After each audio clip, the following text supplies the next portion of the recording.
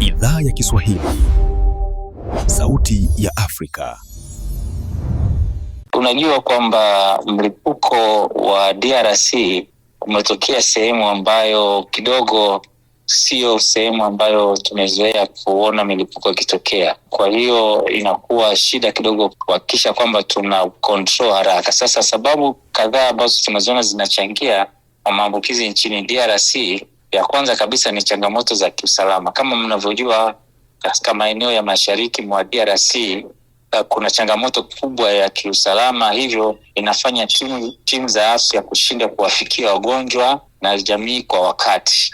Na hiyo pia hupelekea kuchelewa kugundua wagonjwa, kwa sababu ili uweze kudhibiti ugonjwa inatakiwa uweze kuwagundua wagonjwa mapema, na ukiwagundua mapema unazuia kwamba wasiendeleze kuambukiza wengine, na hivyo wanatengwa. Sasa kutokana na hali iliyokuwa kule kidogo sio nzuri, kwa inasababisha kuchelewa kugundua wagonjwa. Kitu kingine ambacho kinasababisha ugonjwa kuendelea ni ufuatiliaji wa watu waliokutana na wagonjwa, ambao tunaita contact tracing.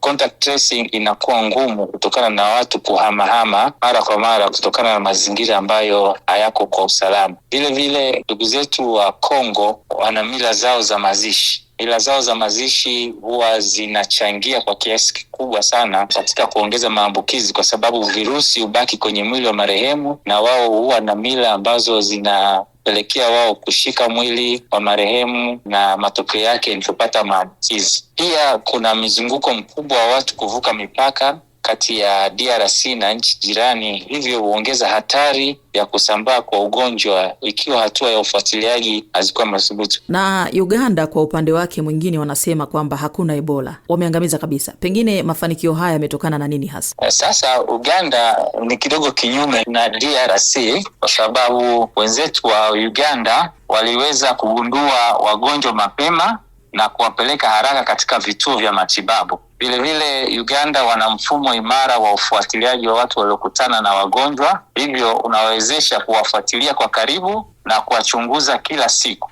Kitu kingine kikubwa ambacho Uganda wanajivunia ni kwamba wana ushirikiano mzuri kati ya serikali, jamii na wadau wa maendeleo na washirika wengine, ambayo inafanya kwamba waweze kupata ushirikiano wa kupambana kwa pamoja. Na vile vile Uganda wana mfumo mzuri wa vituo vya afya, maabara na timu za dharura, hivyo vipimo na majibu vinatolewa kwa haraka. Uganda pia wana nani nzuri ya elimu ya afya kwa umma, ambayo inasaidia wananchi kuelewa dalili za Ebola na umuhimu wa kuripoti mapema. Kwa hiyo mafanikio haya yanaonyesha kuwa maandalizi mazuri, uongozi thabiti na ushirikiano wa wadau vinaweza kudhibiti mlipuko wa Ebola kwa ufanisi.